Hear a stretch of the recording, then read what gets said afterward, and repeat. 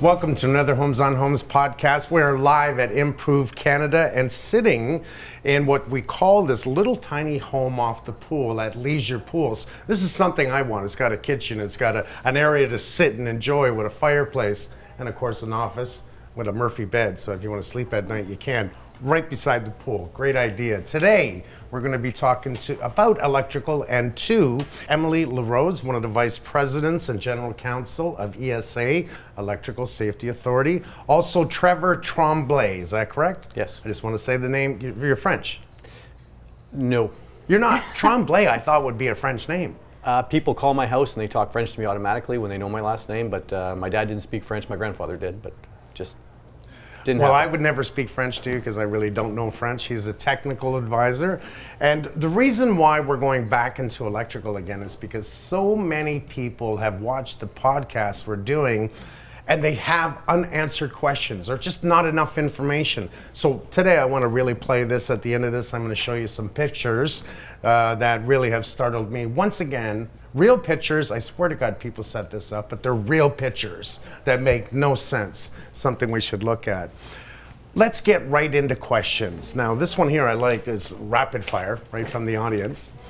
I bought an older house. How do I know if my electrical needs to be upgraded? It's really a tricky question, depending on the age of the home. Like we have a big mandate for electrical safety in Ontario, and one of it is aging infrastructure. Just getting a licensed electrical contractor in there to look at your service, the age of it. If you have fuses, typically the fuses are safe, but the age of the panel and the overloading of a lot of those circuits warp the bus. So even if you have fuses and it looks good from the outside, typically behind the scenes it's actually pretty bad and could cause a fire. And the problem with fuses is somebody getting tired of changing that 15 amp fuse because it keeps blowing and they put in a 20 or a 25 amp fuse, which then becomes very dangerous. In the question itself, it's very clear. I bought an older house. Okay, I say this all the time. It's really cheap, and I tried to create a test and troubleshoot system with Frank, my electrician, and the electrical, plumbing, structure, HVAC. Anyone can hire the right people, a licensed electrical contractor, to come in and do a test and troubleshoot. I'm never afraid of buying a house that's old and worrying about the electrical, because as soon as you get in, you bring in the licensed electrical contractor and say, tell me what's wrong with the electrical. They'll quickly look through. They'll tell you all the problems, what's good, what's bad, and what needs to be done to fix it. Really simple and inexpensive. Anywhere from $450 to $700 to do a test and troubleshoot. Something simple that everyone can do. That also relates to heating, ventilation, air conditioning, plumbing. You can bring these guys in just to check it. So never be afraid. I'd be more afraid the older home has asbestos in the plaster or in the tiles or the boots around the ductwork. These are other things and subjects, but that's why you keep watching what we're doing. Can I plug in my electric vehicle to a regular outlet in my garage?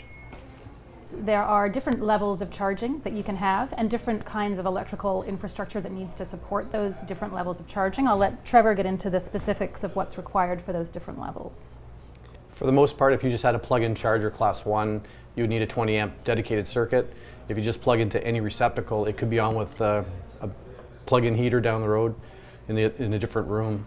It could overload your circuit, trip breakers, and over time, degrade the system enough that it could potentially cause a shock or a fire hazard. Well, the problem now is everyone's buying an electric vehicle right now, and I get it. I keep thinking about myself, should I buy an electric vehicle? But I have so many cars now, it doesn't make financial sense for me to buy another vehicle. I don't get to drive them all as it is. But we're making too many mistakes when it comes to an EV charger, and I think the safest route is to plug into a 110 outlet, 20 amp breaker, which it should be wired that way, and you might have to bring in a licensed electrical contractor to do so, because it charges the battery slowly. But in today's world, we want to get a coffee now. We want that car to charge now. So a lot of people will tend to bring someone in and put in an EV charger on their panel. And in most cases, I'm hearing this, they're done without a licensed electrical contractor. Yeah, typically we're finding a lot done without permits. Speaking of permits, I'm going to go back and forth here because there's so many things that I read onto what I'm seeing. Consequences. I love the consequences. So we're going to go back and forth. If an unlicensed contractor gets hurt on the job, the homeowner may be responsible as the unlicensed contractor may not be insured. This one I can answer goes to anyone out there. It doesn't matter if he's a plumber, a roofer, you name it. If they're not insured and they're on your property and they get hurt, they can sue you. So you must make sure they're insured. Same goes for a licensed electrical contractor. Absolutely. Every licensed electrical contractor is required to have insurance for their work and also WSIB protection for their staff and their employees. And that protects them, but it protects you as the homeowner, which is so important. However, how many contractors, and I'm talking general contractors or just contractors, are out there to say, no problem, I can do the electrical. It's only minor. It's a couple of switches and a couple of plugs. Where's the responsibility now in that case as a consequence? Can they be fined? Can the homeowner be fined for allowing this to happen in their home and they didn't pull a permit? So let's start with a permit. Can they be fined if they didn't pull a permit, homeowners? So in that case, both the homeowner and the person who did the work have been non-compliant with the Electricity Act and with the requirements to have work done by a licensed party and to have that work done under a permit issued by the ESA or provided by the ESA. In terms of how we're actually going to deal with that, oftentimes the homeowner really has been a dupe of the person that they hired and who they've put their trust in. And so, how we would deal with that on a case-by-case basis would really depend. But homeowners should be aware that there is that risk of a consequence to them, not only in terms of a fine or a prosecution, but also really the quality of the work that's been done and the risk that they've put their property and their family in. So the truth is the homeowner can be fined and the contractor can be fined. Yep. But you don't want to fine everyone, and what you want to do is kind of smack them on the wrist and go, don't do that again. You need a permit, and that's why you need a permit to make sure it's done properly. I mean, correct me if I'm wrong. Isn't the number one insurance issue on any home the house burning or from electrical? Number one, fires. It's a huge concern, and I think sometimes people think that something like a pot light or an extra outlet it's a small thing, and they're the general contractor that they've hired to renovate their basement or renovate that small powder room, that they can take care of it, and perhaps they've been given assurance by the person doing that work. But I'm sure Trevor can give examples of times where things that seem like a little electrical project can cause very significant safety harms, and including the risk of fire. So not just that, but actually, did you know that if a permit wasn't pulled by a contractor, by anyone, including yourself, and there was a fire due to the electrical from the job that was done, the insurance company in your home will not insure it, correct? It really depends on the insurer. What insurance package you have? Precisely. A dummy package? And I think it will also depend on the nature of the fire, but it is a risk. It is absolutely a risk, and it's something that we're working with insurance companies to raise their awareness of this as a phenomenon, so that we can really bring insurance companies on as partners in spreading the safety message. If it's a risk where an insurance company can deny your claim because of somebody else, odds are they will deny the claim, and you got to keep that in mind. That's important. Look, when it comes to your house, I keep saying you have to do things right the first time. It's that simple. We have laws in place when it comes to electrical in Ontario and the ESA to say that if you don't get a permit, you can be fined. If you don't hire a licensed electrical contractor, and because of this, let's talk about that. We have a licensed electrical contractor and an electrician. Tell me the difference. Well, an LEC is licensed through Electrical Safety Authority to do contracting work in the province of Ontario. They employ certified electricians and master electricians. Master electricians and certified electricians can work for an LEC, but they can't contract on their own. So the real difference is one employs the other.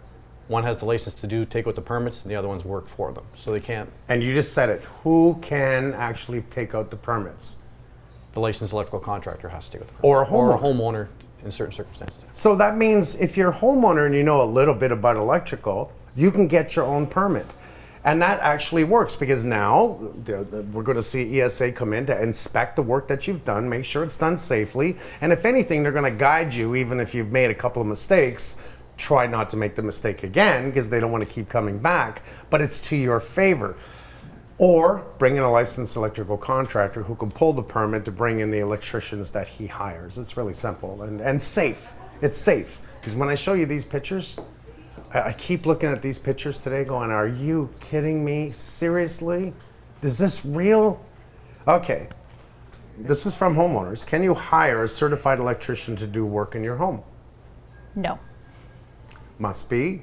They must be a licensed electrical contractor. Because they're recognized by ESA, correct? Absolutely. And they will have the insurance and the WSIB protection in place that keeps you and your property safe. There'll be certified electricians on the job, overseen by that licensed electrical When contractor. exactly was this implemented? Because I can remember years ago I was able to do electrical work in people's houses, and I did, as long as you pull a permit, and I did.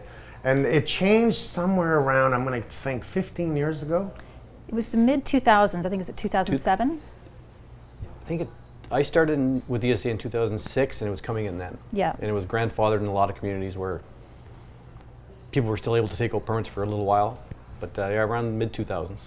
And I love it because it was the first time in my career as a contractor that all of a sudden now there's ramifications. In other words, if you do something wrong, you can get in trouble for doing it. Because I've always said this, a contractor can come in your home, take it apart, take your money, leave, and they don't get arrested. They don't go to jail unless they follow through and follow through.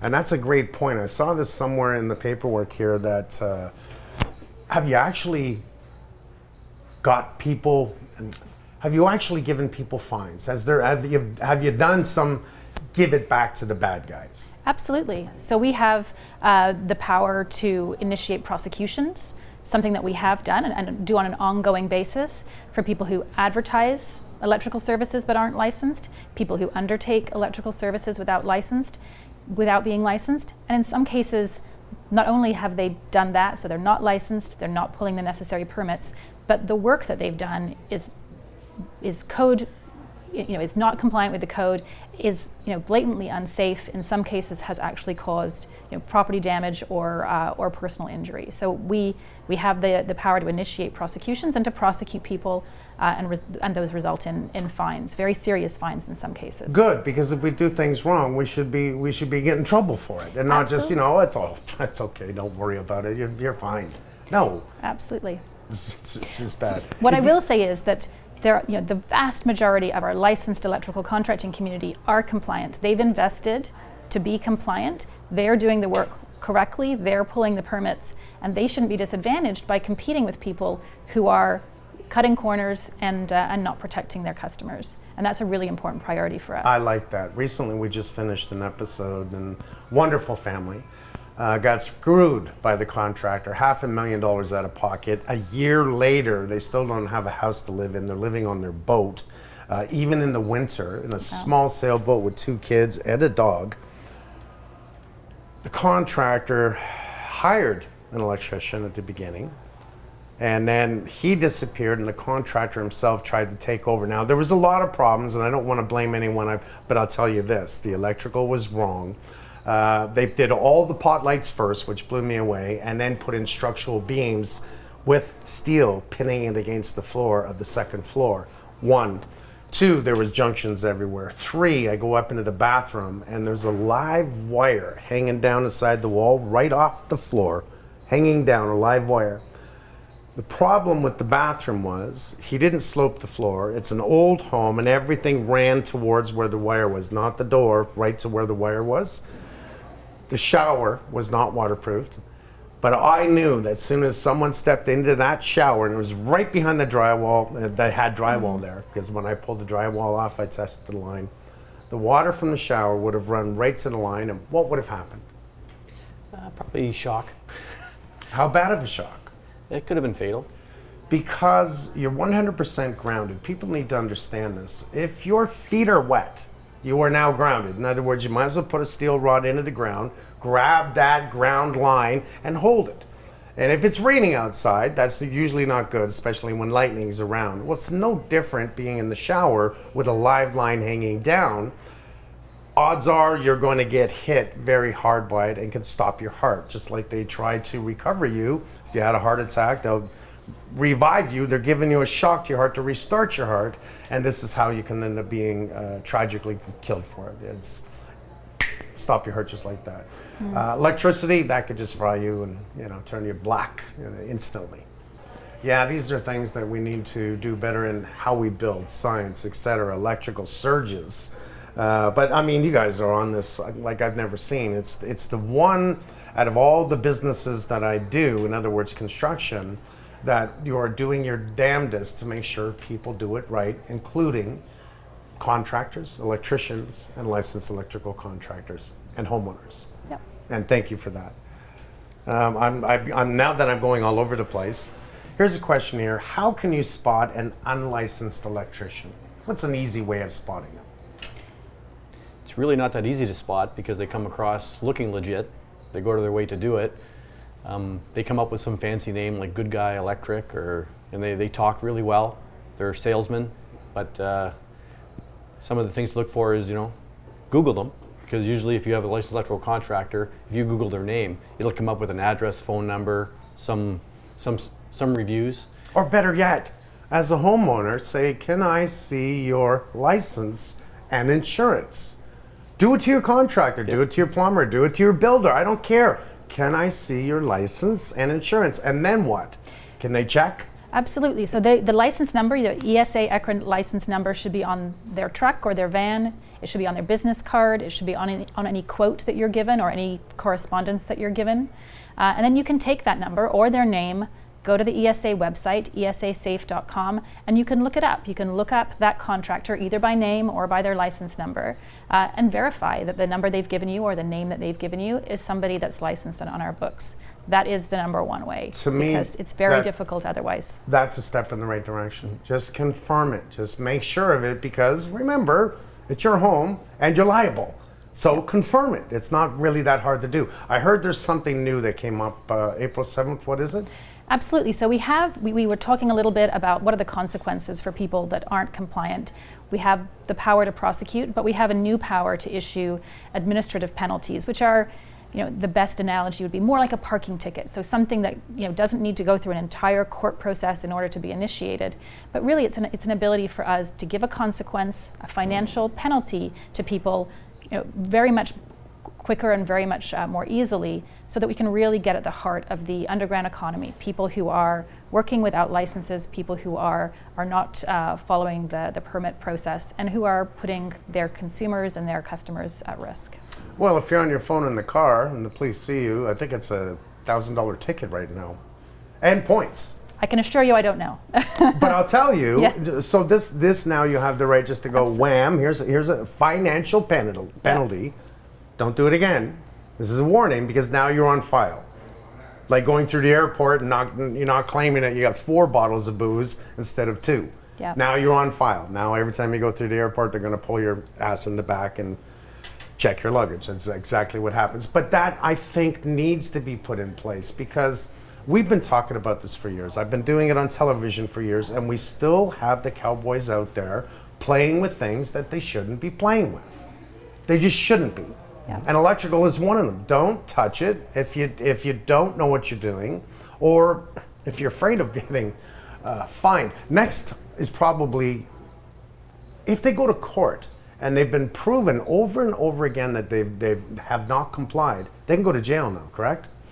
That is one of the powers that is under the Act, that people could have an incarceration consequence, but the fines are very significant too, into sort of hundreds of thousands of dollars if the judge feels that the circumstances warrant it. Good. And on that show that I was talking about, it took a while, but the man was arrested for fraud. He was arrested for, I think you guys went after him for the electrical also, and he was fined, Yeah. I'm hoping. But I know that he actually went to jail. Here's a contractor that was taking from everyone in his area. And the police started to watch him, and they started to be a regular thing that he was doing, taking money, not doing things, never getting permits, never getting electrical permits, and finally he got spanked big time because he went to jail. I'd like to see this more in the world because, you know, that family lost $500,000 to this guy. He went to jail. I think he went to jail for 2 days. He got out. Now he hires a lawyer. And it'll be probably a year or two before it actually gets to court and sees whether or not he's actually going to serve time. But I want to go back to the point that he took $500,000. It was over from this wonderful couple that believed he was going to make it right for them. And they gave him chances. They did everything. As a matter of fact, at the end of it, it was the contractor who said to the homeowner, you know, this is too much stress for me. I think, you know, we're going to have to break up. So he broke up with them like it was a relationship, a husband and wife. We're going to have to break up. And he goes to the next house and he does it again.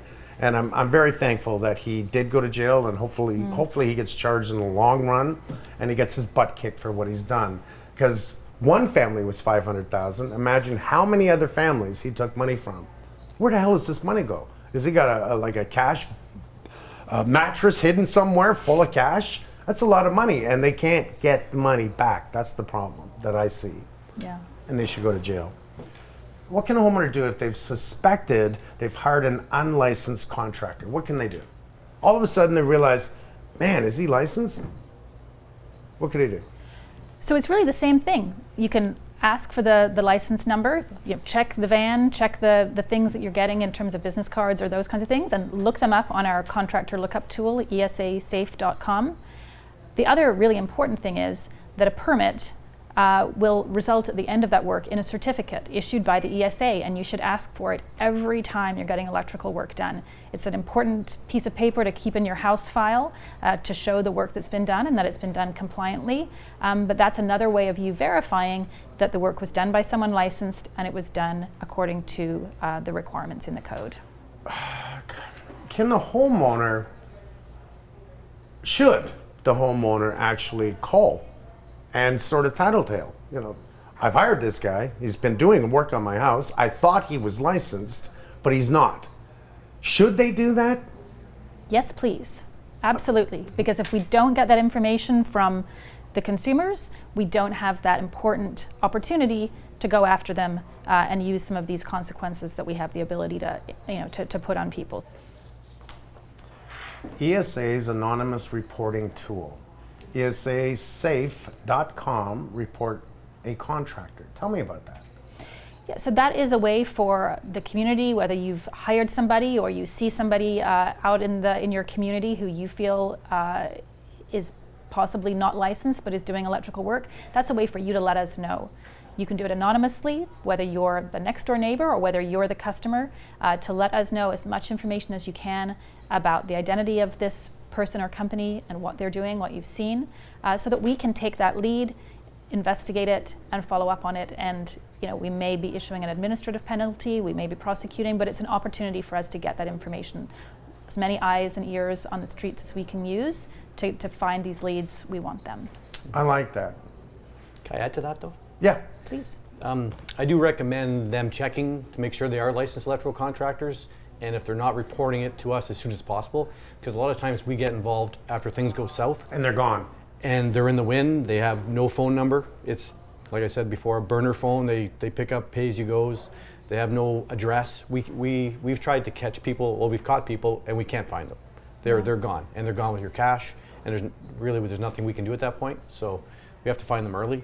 But isn't that the norm? It's like everybody thinks, the homeowner, they think everything's going great. Oh, look, it's been demoed, and they've done a little bit of electrical, they've done a little bit of plumbing, even though it's done wrong.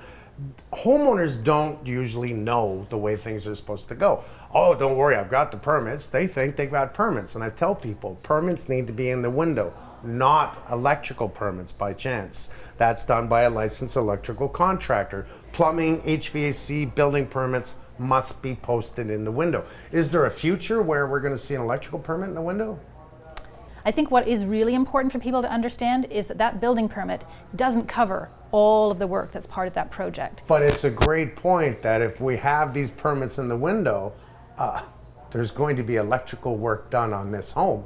Yeah. Then you can quickly check to see if a permit was pulled to protect you. We will take that away. It'd be a lot easier for us just driving down the street and, okay, there's a building permit right there. Because we've accidentally found people, we're going down the street, we don't look at the address, we pull into the wrong yard because they have a NIM bin sitting there.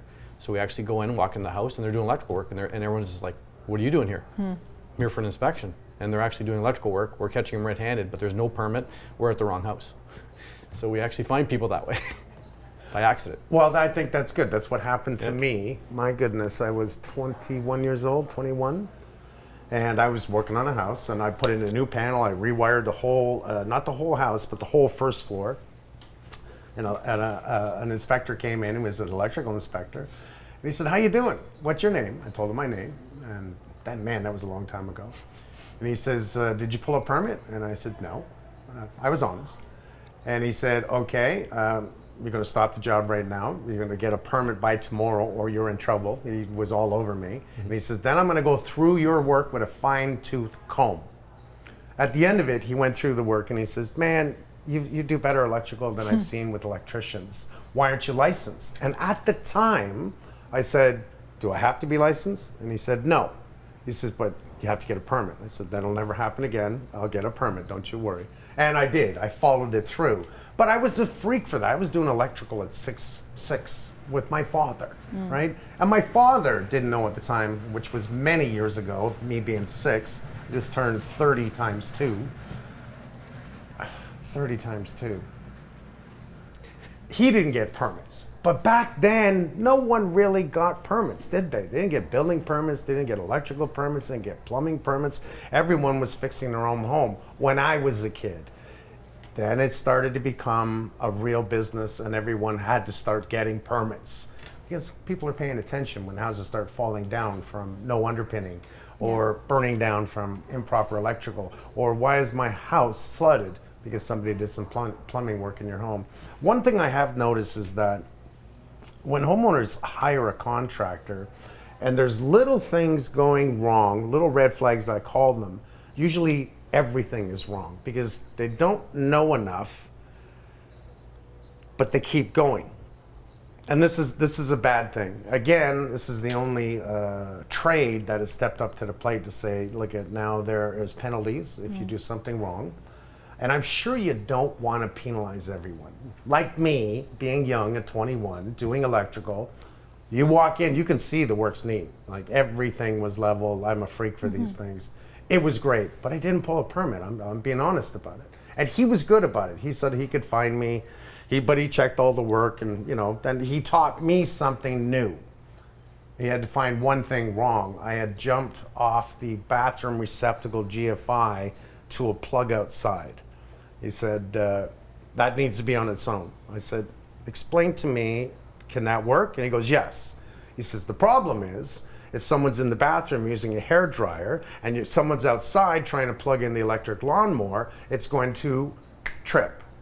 So no one's going to get electrocuted, but I did do something wrong that was not really, you know what, I learned from it. That's good. I think one of the other things that's changed, that is one of the reasons why the focus and the energy on this, has really changed over the years, is that the kind of electrical equipment people are using in their homes, has really evolved as well. We're talking about electric vehicles, we're talking about hot tubs, we're talking potentially about solar panels or storage of electrical power that's being generated in the home. That is putting a load on your system. It's higher voltage equipment, and there's more risk, than there was in the 1960s when the kind of electrical equipment that was used in a home, just wasn't the same kind of size. In the 60s, and I remember this, most houses were 60 amp or 100 amp. Never really heard of 200 amp because there was no air conditioning. I mean, somewhere around late 60s, you got the 5-ton unit that went in the window. You didn't have a central vac in the, you didn't have a central air conditioning unit with your furnace. So I like the way you said that. As we're growing, no one could afford a hot tub. I mean, what we did was sit on the front porch talking to our neighbors all the time at night because it was so hot. And all streets did this. There was so much socializing by sitting on the front porch because it was too hot to sit in the house.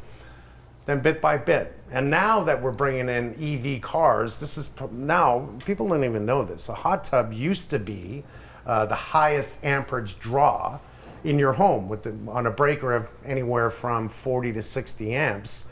Today, an EV can be up to 80 amps. Is that correct? 80 amp breaker typically, yeah. Some of the higher end ones. Yeah, this could be because they want that quick charge, which I don't recommend. They want that quick charge all the time. I think when it comes to an EV car, you have to do 3 light charges to every full fast charge. And I believe that's in the cars themselves, but people really are not paying attention to that. And it will, over time, kill the batteries instead of prolong the battery life. Mm-hmm. Right? Much like my tools. It's the same way. You fast charge them all the time, eventually they just wear down because it's supercharged. And that alone, knowing that the EV is that much power, you want to make sure you pull a permit and have a licensed electrical contractor. And the hot tub used to go on and off, right? Your EV is going to charge for hours, constantly. Right. So that'll actually find every weak spot in your system because those conductors will heat up, the breaker will heat up, every loose joint will heat up, and over time could cause fire or shock. And so you probably should have an LEC go through everything, make sure everything's nice and tight, and do a quality job. And the truth is, it probably will start a fire. Not could, it probably will.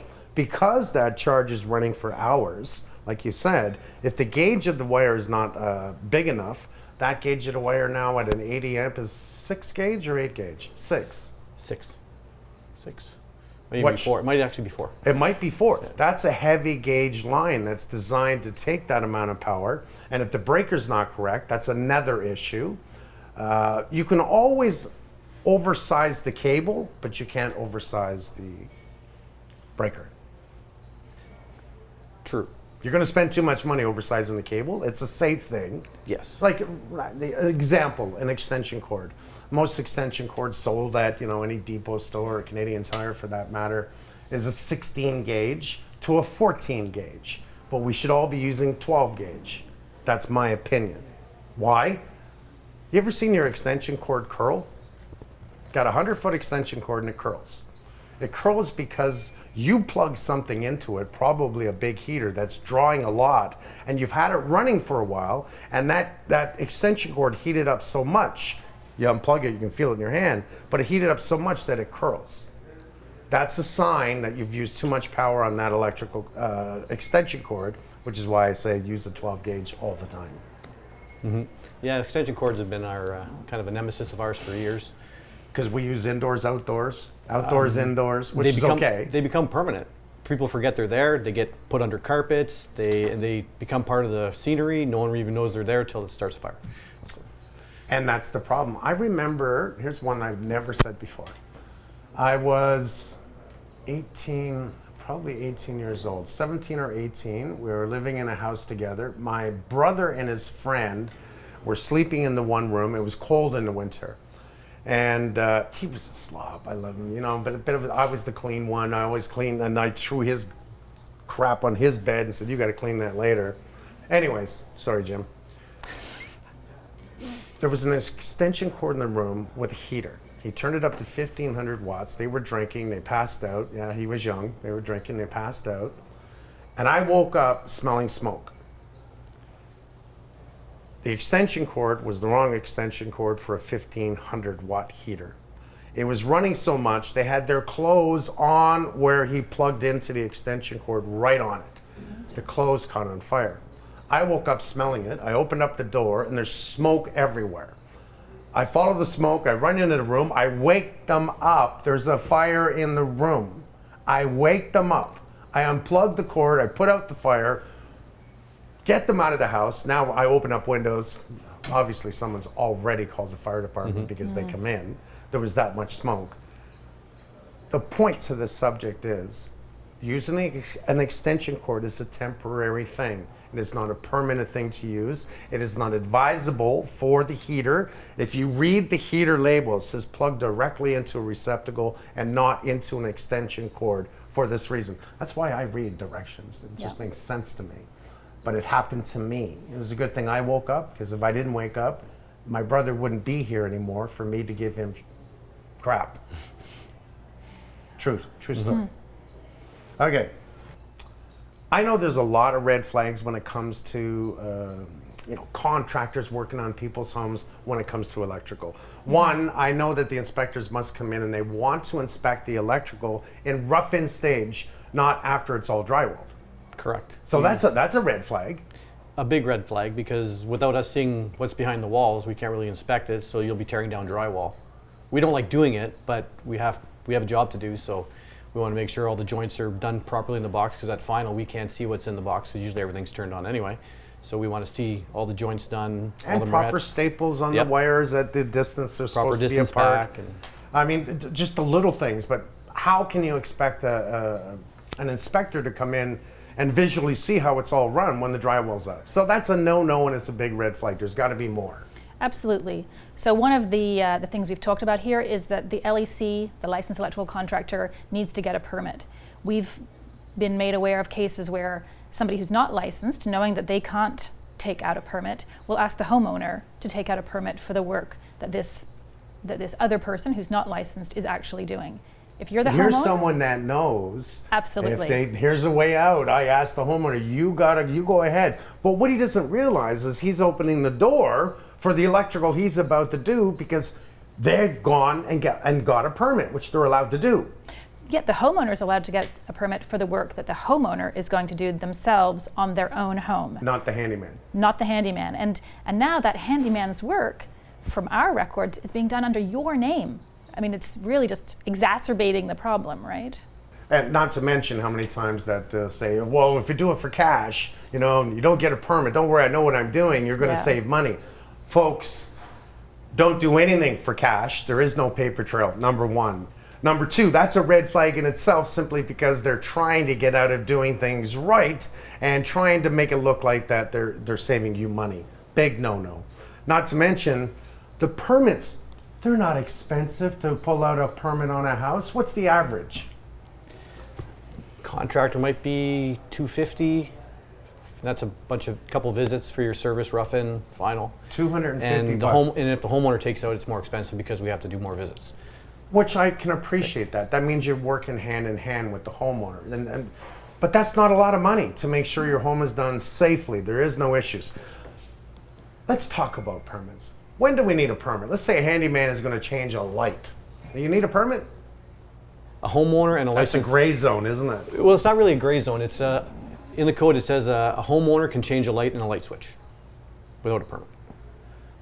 Under the exemptions for a licensed electrical contractor, they can do it without a permit because it's they're replacing an existing fixture. It's under 130 volts and 30 amps, I believe. So an LEC can go in and change all your receptacles, change all your lights without a permit because they're trained to do it. They're licensed. They have insurance. Why'd you say 30 amps? It's in the code. It's just a number they picked arbitrarily to say this is the limit what they can do without a permit Oh, I see. in an owner-occupied dwelling unit. Okay, now I'm a little concerned with this because it says that the homeowner can change a light. That's pretty easy. I mean, black to black, white to white.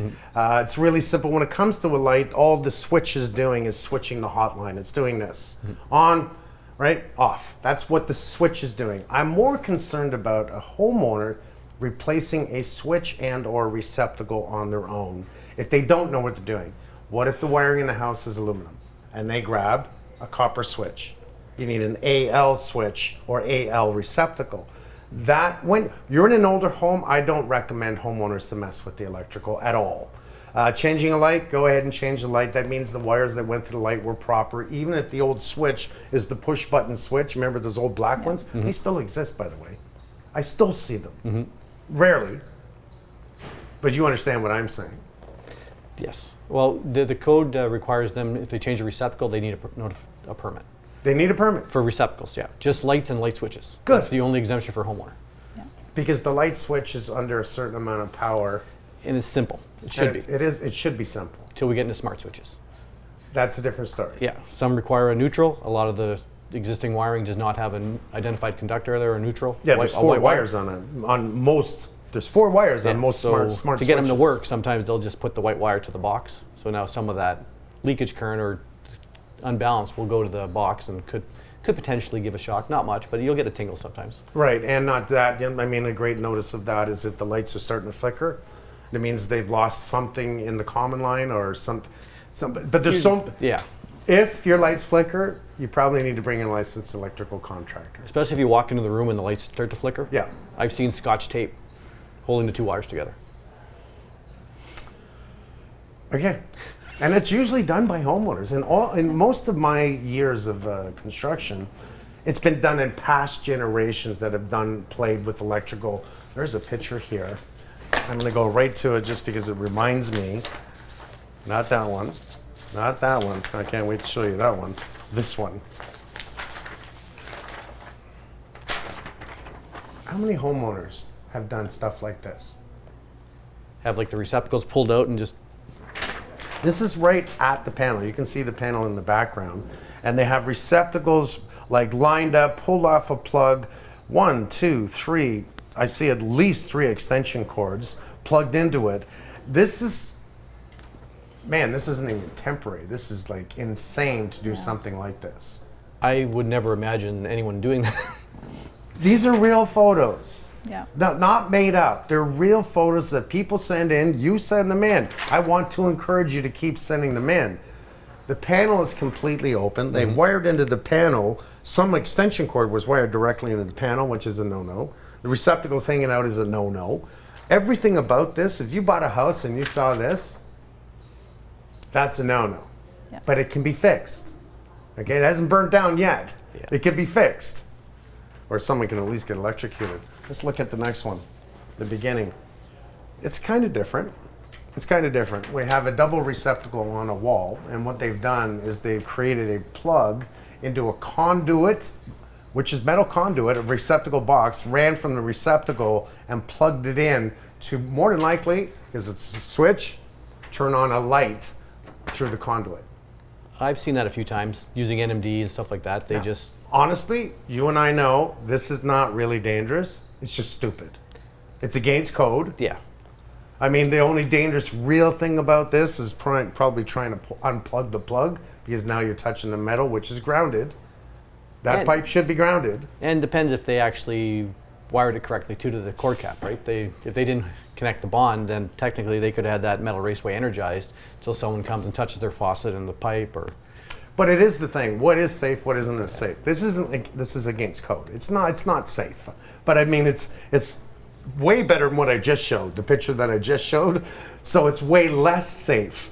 But it's stupid. Somebody did the conduit, and then instead of properly tying into the receptacle box that's there and having the double gang receptacles, tells you they wanted to plug a lot of stuff in. So that was probably done wrong too. In my little expectations. And they could have easily did it code compliant. They could have put a box extension on, ran the conduit right from that. It's like it wouldn't.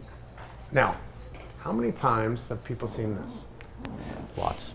Right, lots. Now, how dangerous is it? I'm just going to say this for a second. It's because they put up new trim in the house. That light switch was proper to the old trim, was probably this wide, and it's the casing around the door. Then they put up a bigger casing, which is actually a baseboard, and they cut the plate. Is this against code? Yes. And why? Well, technically that cover is supposed to contain everything in the box. You don't want to, say there was some marking and sparking in there, the last thing you want is a wood covering or something flammable. Right. Because those covers are designed not to catch fire. Right. So honestly, it is against code because that plastic excussion plate that goes after the switch is not fully over the box, making the wood a possible ignition source for electrical, right? Yeah. Mm-hmm. Something so simple, but a no-no. Just a no-no. Here's funny stuff. That's a sink tap. Now we know it's an older home right away. We know it's an older home. I can tell by looking at it. A way to solve this problem, but it's still not allowed, it needs to be at least 3 feet away from the sink, correct? It just changed actually. Before it said you couldn't have it, before it didn't really give you a dimension, it said you needed, in a kitchen you needed one within so many millimeters. And now it actually goes out and says you cannot put a receptacle behind a sink, and they give dimensions. But before the last code cycle, it was actually allowed. I know, because as long as it's GFI protected, it was good. But so this is this is just foolish. Because if you're washing dishes and you're going to unplug something and one hand's in the sink, it's not a good thing. Remember, I told you, if you're grounded, you can get it. And speaking of grounded, holy cow and a half. Let's look at this one. Let's make sure this is upside. This is correct. So They brought, this is in a pool, this is lazy people, probably had a couple of too many drinks, brought an extension cord to the edge of the pool. They have another extension cord, a multi-bar, floating on slippers that is plugged into the extension cord right here that goes to the table that's in the pool with a steel leg, I love this, with a radio. And they're probably drinking. Is this advisable? No. Isn't this just as smart as sitting in a bathtub with a electrical radio that's plugged into the wall by the tub that's not supposed to be there? Yeah. That if you're in the tub and it falls in? This is probably worse. They're just going out of their way to be stupid. It makes me wonder, are people that stupid? Do you really think, like, would you do this on purpose? I can only hope this extension cord is not plugged in and they're doing it as a joke, but it's really stupid. It's even stupid to show. Yeah. Because it's not okay to do that. You are playing with your life. Odds are you will die. And we have other pictures similar to this where they have it in like a Sunlight soap bottle. They have the cord coming in the end where the soap came out, and they have a area cut out for the receptacle so it floats. Really? Yeah. So it's not, these aren't the only people that did it. Water and electrical don't mix. I think people need to have a healthy fear of electricity. It's the kind of thing that you just don't play with around water like that, ever. No, ever. because that is a total instant possible death. 100%. There is no way around that. If you survive that, you should go buy a lottery ticket, because odds are you're not going to survive that. You're getting full amperage. Soon as that turns upside down, you got full amperage. 2 people in the pool, they're going to get it, and that's going to be a heavy, heavy amount. Here's something really good in this picture here. We talked about the EV. Now, I'm not saying this was to do with an EV, but you can see on that line that it was obviously running too much current through it, and it's practically melted everything on it. Something was obviously, this is not wired correctly. I can see them right. It should be plugged in directly, but just the proof of too much power running through that line, there's a fire waiting to happen. Mm-hmm. Or one hell of a shock if you want to touch it. And you know, every day you see people, they'll renovate their house, they'll buy new furniture, they'll never touch their electrical. They won't upgrade anything. And like that, properly maintained, that would have never happened, because probably, I think that looks like aluminum wiring. And you should be torquing your breakers, all your neutral conductors, like all the time, operating your breakers, just doing a little bit of like electrical maintenance that no one ever touches. They buy a house, that panel sits there for 30 years till they sell it, no one does a thing to it.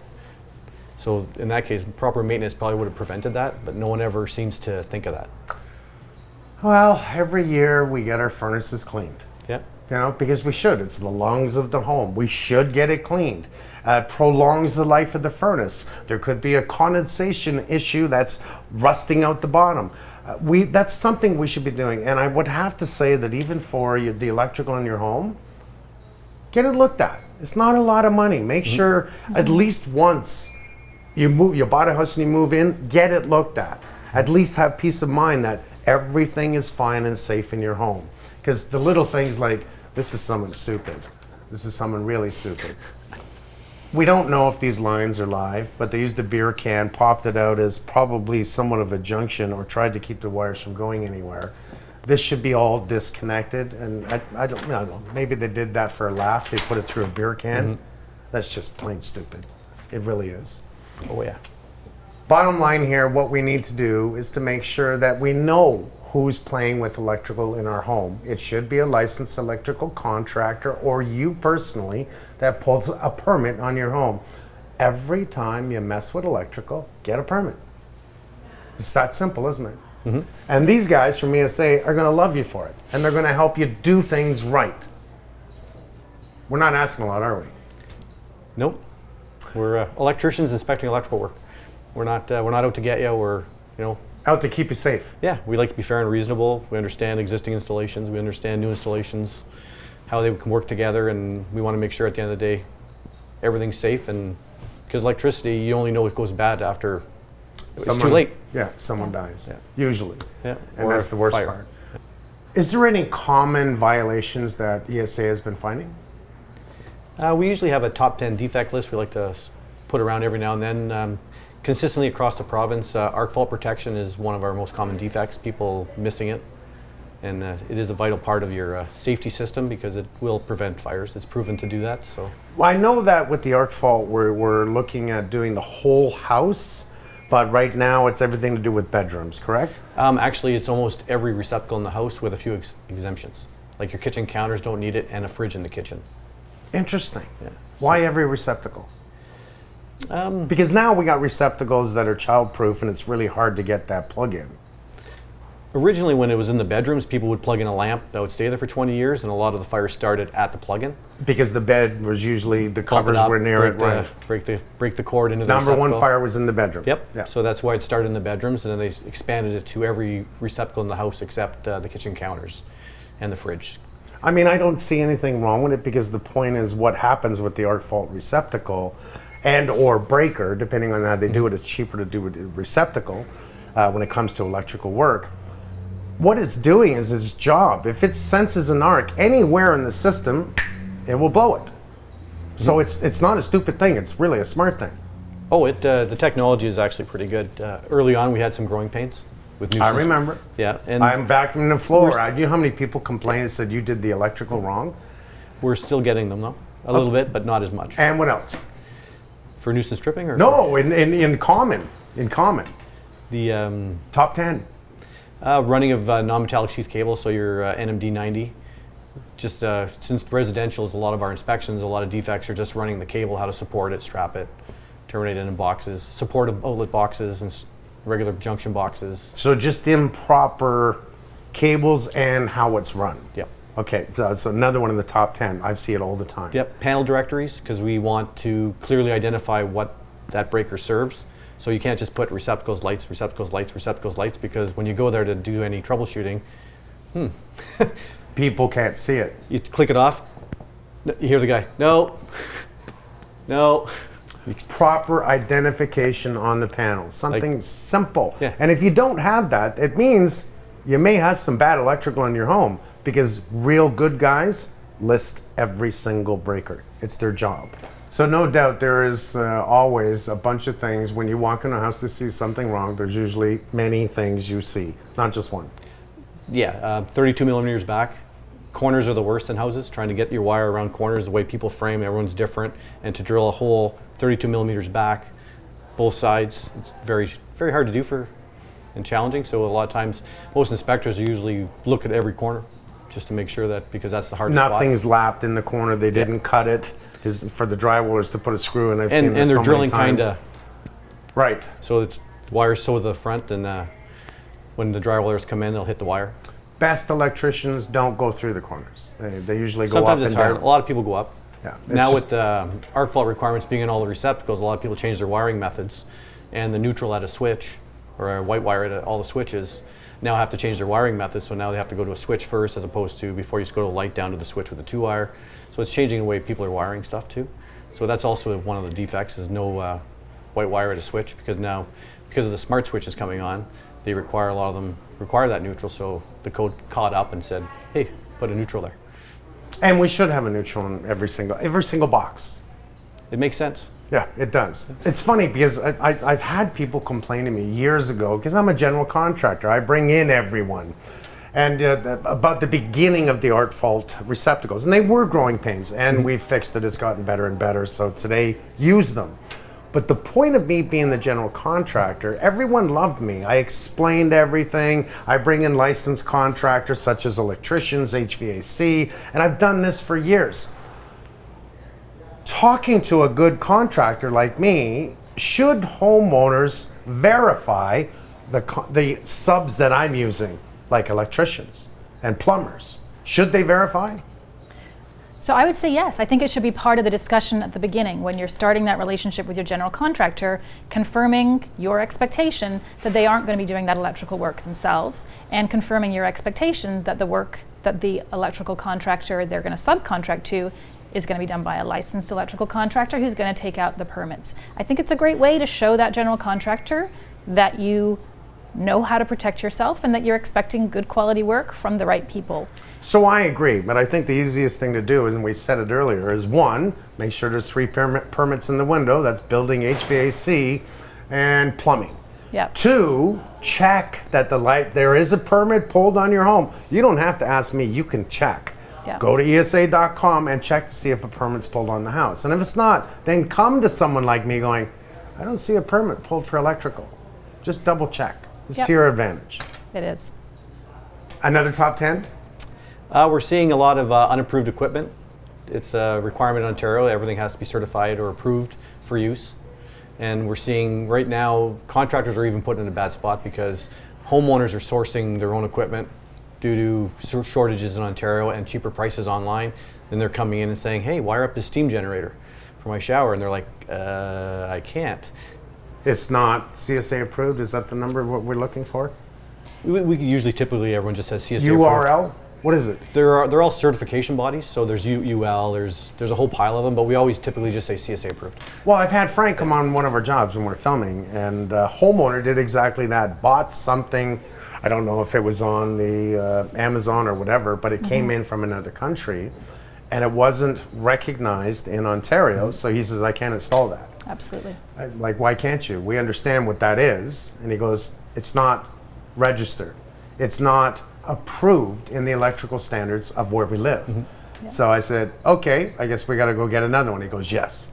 But that's Frank. I mean, Frank's a good guy. He's going to make sure that what he does is right, because he doesn't want it to come back on him and haunt him. Our LECs are usually really good. They'll call the inspector and say, what do I do? And we're like, they either have to get it field evaluated if it falls under that scope, and essentially homeowners that think they're saving money end up costing them thousands more because this service isn't cheap to get it field evaluated, or they have to ship it back and they're done. That's right. If it actually costs money to these companies that are trying to bring products in from other countries that are not tested, takes time and money. I can see how this is working, but it's up to the homeowners and the licensed electrical contractors to make sure they're buying the right things that are recognized where we live. And if it's sold in Ontario, from someone in Ontario, we have regulatory powers. We can go after them and make them get it approved. So, but if the problem is when it's outside of Ontario, we have no jurisdiction, so there's nothing we can say. I get it. I get it. But they come in anyway, and homeowners try and think they're doing the right thing and saving money, and sometimes they'll even say they're going to come in CSA approved. They'll have the labels like on Amazon. Amazon's actually really good working with us, but it's the whoever. No, I bet you they are, because they care too. Yeah, Yeah. third parties sometimes. We're the smaller market. But I think they've learned from their mistakes, Yeah. much like, we all do. They've learned from their mistakes that they're actually checking now if the Amazon's going to bring it in and just distribute it to the people here. They want to make sure that everything is acceptable and safe, because they will look bad if it didn't. Yeah, people returning things. Not to mention they don't want to be responsible for anybody getting hurt. Yes. I don't blame them. Yep. But we're typically a victim of a smaller market. The U.S. market has their own standards, and we have ours. So a lot of times one manufacturer ships to both. But if they're running out of units, they'll ship some out without labeling them properly. So we'll get them here with just a UL with no C on it, so they can't technically wire them up here. But we know they're the exact same hot tub. It kind of puts us in a rough spot too. Right.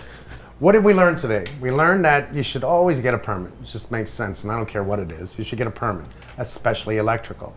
We learned that look for the little red flags. Don't be afraid to buy a house that looks like there's bad electrical, because after you buy it, you bring in a licensed electrical contractor to do a test and troubleshoot. Don't be afraid. Do things right. Everyone wins. Your family's safe, you're safe, and you don't get in trouble. To the contractors out there, to the handymen out there that are playing and keep playing, careful. This is going to come back to bite you. I want to thank you both for coming in today. It has been great. I love this because it is education, and it is all about doing things right the first time. Pull your permits. Do your homework. It's not hard. These guys are on your side. Thanks, guys. Thank you. Thanks.